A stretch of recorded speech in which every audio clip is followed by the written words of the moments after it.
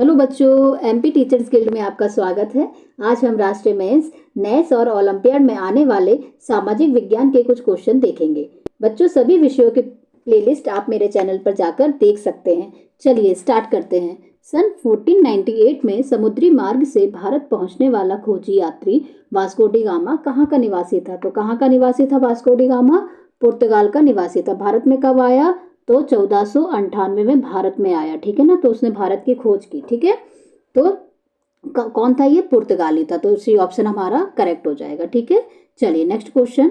Europe के बाजारों में किन चीज़ों की ज़बरदस्त मांग थी? तो जो यूरोप के जो बाजार थे उनमें किन चीज़ों की ज़बरदस्त मांग थी? जो तो ये पुर्तगाली जो था वो किसकी खोज में आया था हमारे यहाँ? तो हमारे यहाँ मसालों की खोज में आया था। तो सबसे पहले तो हमारे यहाँ के मसाले बहुत प्रसिद्ध थे, तो काली मिर्च और लौंग सही है। फिर जो ब्रिटिशर्स थे वो किसकी खोज में आए थे? तो वो सूती कपड़े और रेशम की खोज में आए थे। ठीक है, तो यूरोप के बाजारों में जो हमारे ये कौन कौन सी चीज़ों की ज़बरदस्त मांग थी? तो सूती कपड़े और रेशम की, काली मिर्च और लौंग की। तो ए और बी ऑप्शन दोनों क्या हो जाएंगे हमारे? करेक्ट। तो ऑप्शन डी क्या हो गया? करेक्ट। ठीक है बच्चों, चलिए नेक्स्ट क्वेश्चन। ब्रिटिश कंपनी को बिना शुल्क चुकाए व्यापार की अनुमति किसने दी थी? तो जो ब्रिटिश कंपनी थी पहले क्या होता था, वो व्यापार करते थे हमारे भारत में, तो उन्हें क्या होता था, कुछ ना कुछ टैक्स देना पड़ता था। ठीक है, लेकिन अब उन्होंने उनको बिना शुल्क चुकाए, उन्हें कोई भी टैक्स दिए बिना व्यापार की अनुमति किसने दी थी? तो वो दी थी औरंगजेब ने। ठीक है, तो ब्रिटिश कंपनी को बिना टैक्स के व्यापार करने की अनुमति किसने दी? औरंगजेब ने दी। ठीक है, चलिए नेक्स्ट क्वेश्चन।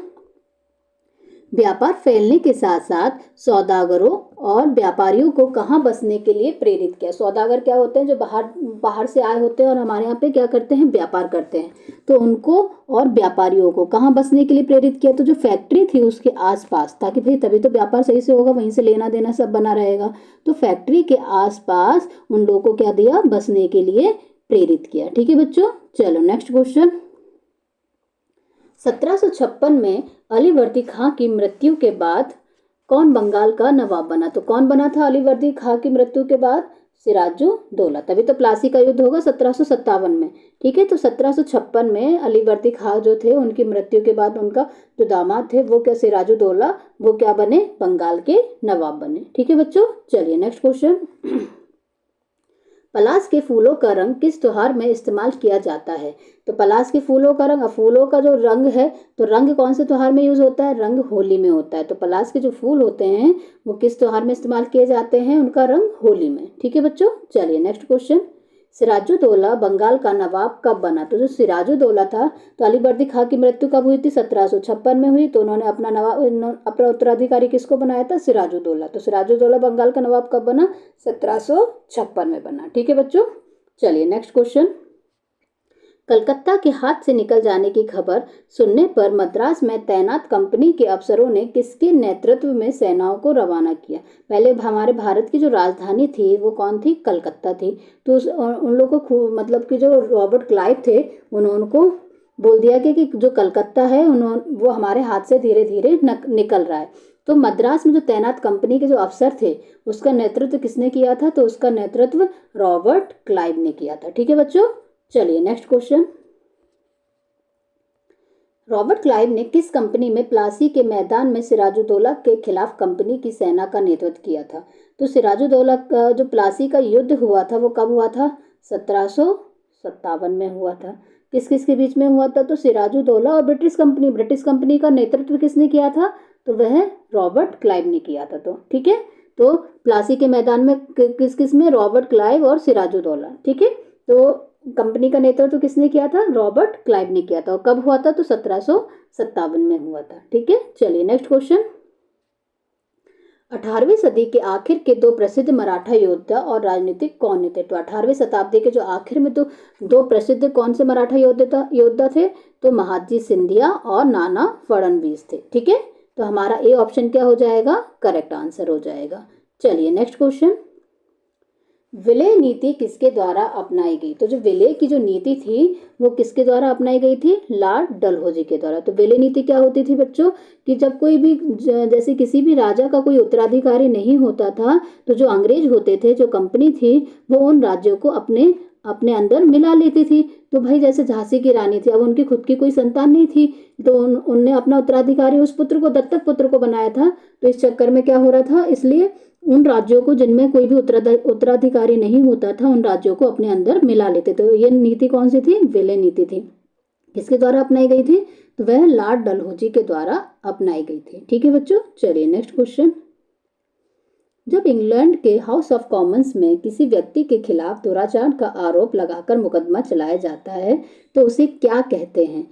तो किसी व्यक्ति के खिलाफ, कहाँ पर, इंग्लैंड के हाउस ऑफ कॉमन्स, जैसे आज कोर्ट है ना वैसे ही वहां पे भी है, तो वहां पर व्यक्ति के खिलाफ दुराचार का आरोप लगाकर मुकदमा जो चलाया जाएगा उसे हम क्या कहते हैं, महाभियोग कहते हैं। तो हमारे यहाँ पे भी महाभियोग, संसद में किसी को भी हटाना रहता है तो वहां हम क्या लेके आते हैं, महाभियोग प्रस्ताव लेके आते हैं। ठीक है बच्चों, तो महाभियोग क्या है, किसी भी व्यक्ति के खिलाफ आरोप लगाकर मुकदमा चलाया जाना।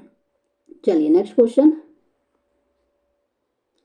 मस्केट से क्या तात्पर्य है। तो मस्केट क्या है, पैदल सिपाहियों द्वारा इस्तेमाल किए जाने वाली जो बंदूक, जो पैदल सिपाही होते थे उनके द्वारा जो बंदूकें इस्तेमाल की जाती थी उन्हें हम क्या कहते थे, मस्केट कहते थे। ठीक है बच्चों, चलिए नेक्स्ट क्वेश्चन। स्थायी बंदोबस्त व्यवस्था किस गवर्नर जनरल के द्वारा लागू की गई। तो स्थायी जो बंदोबस्त व्यवस्था है वह किसके द्वारा चालू की गई थी, तो लॉर्ड कॉर्नवालिस के द्वारा। और कब स्टार्ट की गई थी, तो ये भी ध्यान रखिएगा, 22 मार्च 1793 में। ठीक है, 1793 में कौन सी व्यवस्था चालू की गई थी, स्थायी बंदोबस्त व्यवस्था। इसके द्वारा क्या होता था कि इसकी व्यवस्था के अंतर्गत जो जमींदार होते थे, उन जो जमींदार जो रहते थे उनको निश्चित जो राशि पर एक भूमि दे दी जाती थी कि भाई इतने इतने हमें तुम रुपए दे देना, बाकी तुम्हें जो करना इस खेती पे जो करो। ठीक है, अगर उसकी मृत्यु हो जाती थी, अगर वो राजा जो भी इनसे वो था जमींदार था, उसकी मृत्यु हो जाती तो ये जो जमीन थी वो उसके उत्तराधिकारी को मिल जाती थी। लेकिन इन जमींदारों को क्या करना रहता था, एक निश्चित राशि एक निश्चित समय पे देनी पड़ती थी कि अगर ब्रिटिश ने कहा कि हमें इतनी राशि इस समय पे देना है, ठीक है, तो ये लोग कैसे भी उसमें किसानों को काम करवाएं, लेकिन उनको वो रुपए जो है, चाहे चाहे कृषि अच्छी हो या ना हो, लेकिन वो जो रुपए है वो किसको देने पड़ते थे, ब्रिटिश सरकार या कंपनी को देने पड़ते थे। ठीक है, तो ये कौन सी बंदोबस्त व्यवस्था थी। नहीं तो फिर अगर नहीं दे पाते थे तो उनकी जो जमीन थी वो क्या कर दी जाती थी, नीलाम कर दी जाती थी। तो इस व्यवस्था को क्या कहते थे, स्थायी बंदोबस्त व्यवस्था कहते थे। ठीक है बच्चों, चलिए नेक्स्ट क्वेश्चन। एक नई न्याय व्यवस्था जिसमें फौजदारी और दीवानी अदालत का प्रावधान किया गया, वह किस सन स्थापित हुई। तो वह कौन से सन में स्थापित हुई थी जहां फौजदारी और दीवानी अदालत का प्रावधान किया गया, तो वह 1772 में स्टार्ट हुई। ठीक है ना, फौजदारी होते हैं बेटा, जैसे किसी का मर्डर कर देना, ये सब किस में आते हैं, फौजदारी में।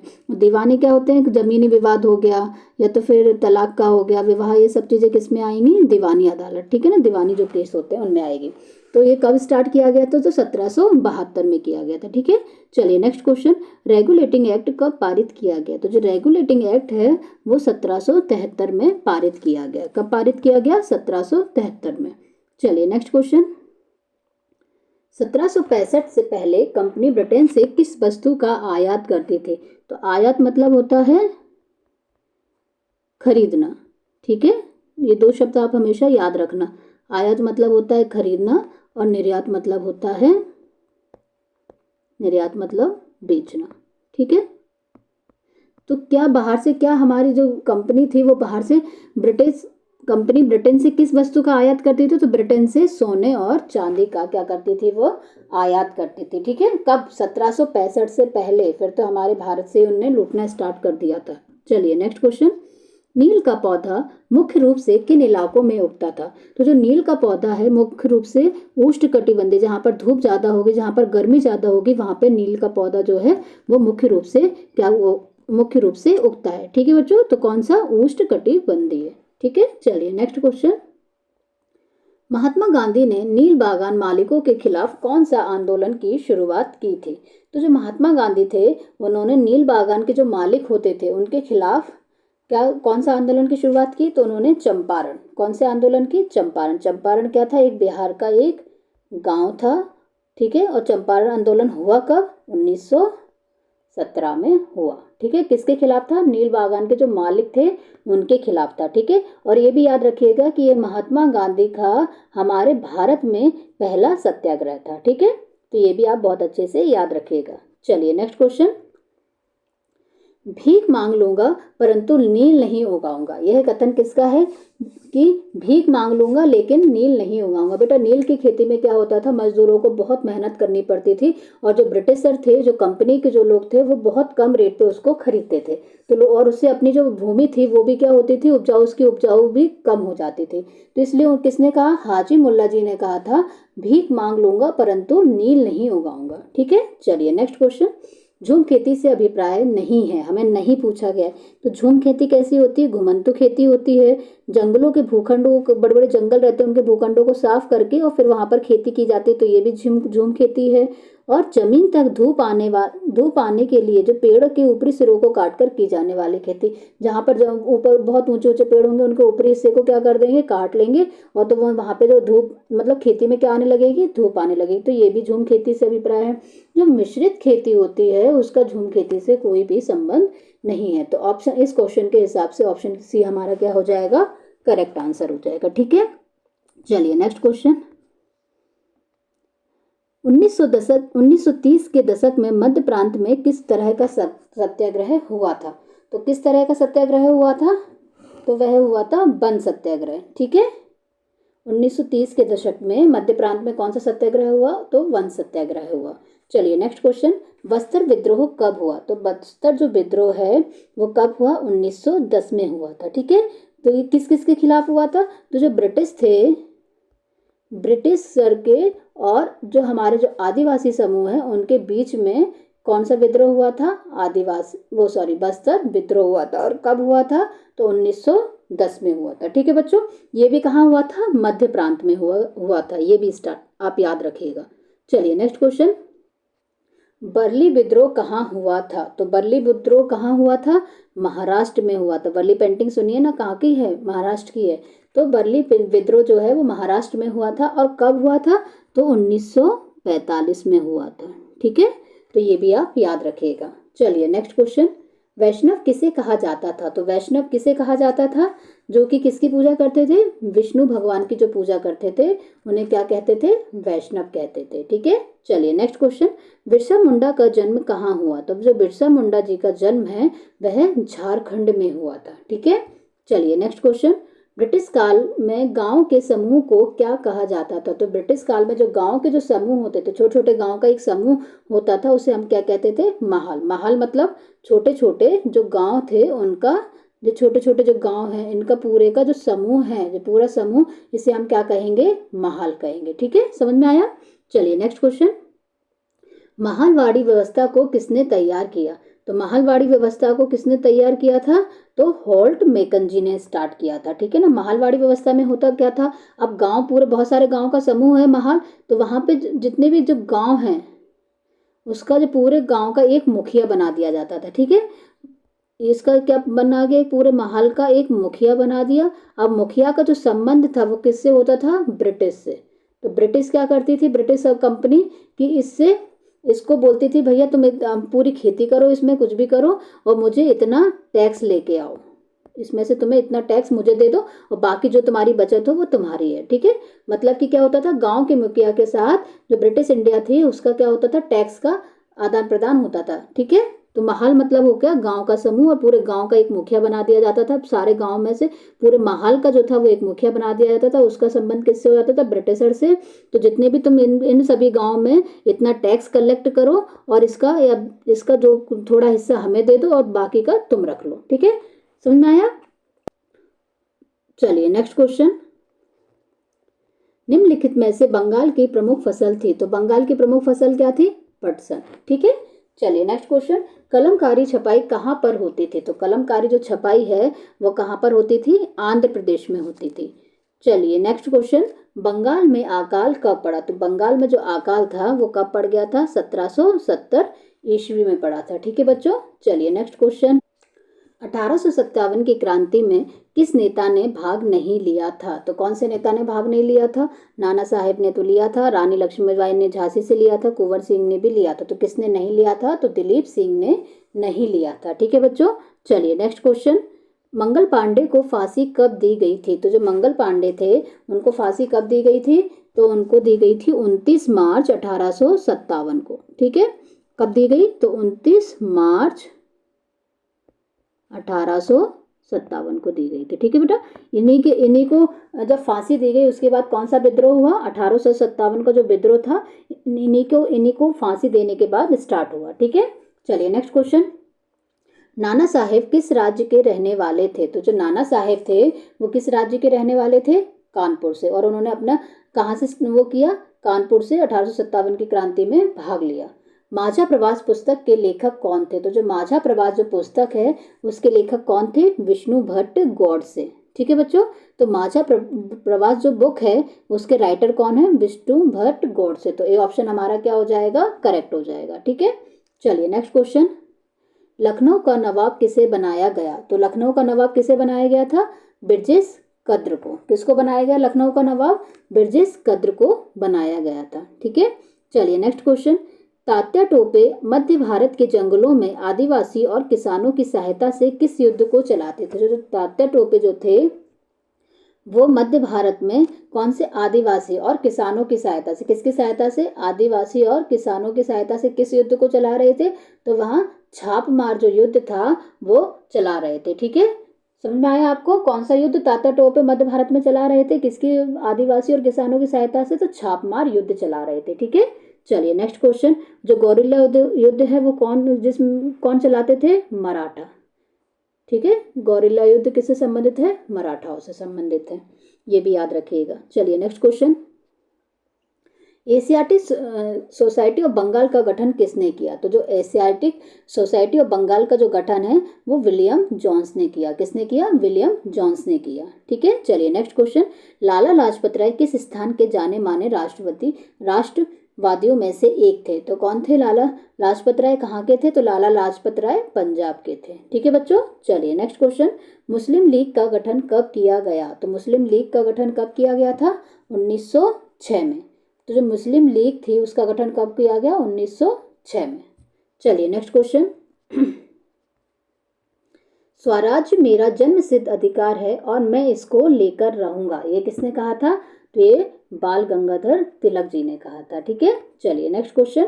Poverty and unBritish rule in India, ये पुस्तक का नाम, पुस्तक किसकी है? तो ये पुस्तक जो है poverty and unBritish rule in India, मतलब जो गरीबी है जो ब्रिटिश रूल में कैसी थी भारत में, तो इसके बारे में किसने पुस्तक लिखी है? दादा भाई नौरोजी ने इस पुस्तक लिखी है। चलिए नेक्स्ट क्वेश्चन। भारतीय राष्ट्रीय कांग्रेस की स्थापना कब की गई? तो भारतीय राष्ट्रीय कांग्रेस की स्थापना 1885 में की गई। ठीक है, चलिए नेक्स्ट क्वेश्चन। एल्बर्ट बिल कब लागू किया गया? तो जो एल्बर्ट बिल है वो कब लागू किया गया?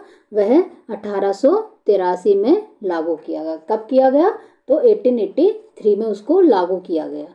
Next question. बंगाल का विभाजन किसने किया? तो बंगाल का विभाजन किसने किया था? तो बंगाल का विभाजन लॉर्ड कर्जन ने किया था। ठीक है ना, किसने किया? लॉर्ड कर्जन ने। पंजाब केसरी नामक अखबार के संपादक कौन थे? तो पंजाब केसरी जो अखबार था वो कौन छापता था? तो वह बाल गंगाधर तिलक जी के द्वारा उस अखबार को छापा जाता था। ठीक है, चलिए नेक्स्ट क्वेश्चन। सन 1915 में गांधी जी दक्षिण अफ्रीका में कौन सा आंदोलन चला रहे थे? तो कौन सा आंदोलन चला रहे थे वे दक्षिण अफ्रीका में? तो वहां पर क्या होता था? रंग के अनुसार भेदभाव होता था, तो वह नस्ल भेदी पाबंदियों के खिलाफ वहां पर आंदोलन कर रहे थे। कब? 1915 में। और हमारे यहाँ पे सबसे पहला आंदोलन उनके यहाँ कौन सा था? 1917 वाला। कौन सा था? चंपारण अभियान। ठीक है, चलिए नेक्स्ट क्वेश्चन। रॉलेट एक्ट कब पारित किया गया? तो रॉलेट एक्ट कब पारित किया गया था? 1919 में किया गया। ठीक है, जो जलियांवाला बाग हत्याकांड हुआ उसके बाद में क्या लागू किया गया? रॉलेट एक्ट 1919 में। Next question. 6 अप्रैल 1919 को किस दिवस के रूप में मनाया जाता है? तो कौन से दिवस के रूप में मनाया जाता है 6 अप्रैल 1919 को? अपमान व याचना दिवस के रूप में मनाया जाता है। ठीक है बच्चों, इसी तरह सभी विषयों के वीडियो आप मेरे चैनल पर देख सकते हैं। अगर आपको वीडियो पसंद आया हो तो इसे लाइक कीजिए, चैनल को सब्सक्राइब कीजिए। बच्चों, सभी सब्जेक्ट के वीडियो आप मेरे चैनल पर देख सकते हैं। बाय बाय बच्चों।